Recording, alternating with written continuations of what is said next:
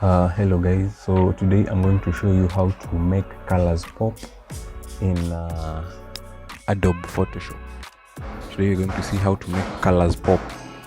So first of all, what we're going to do is we check at this make sure your color profile is sRGB.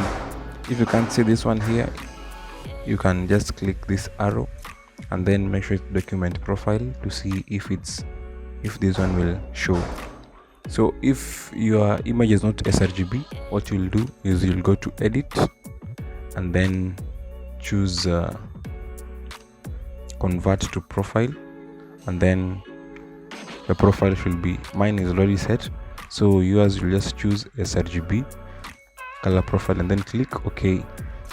After that you'll again go back to edit and then choose assign profile, and then you will choose Adobe RGB profile.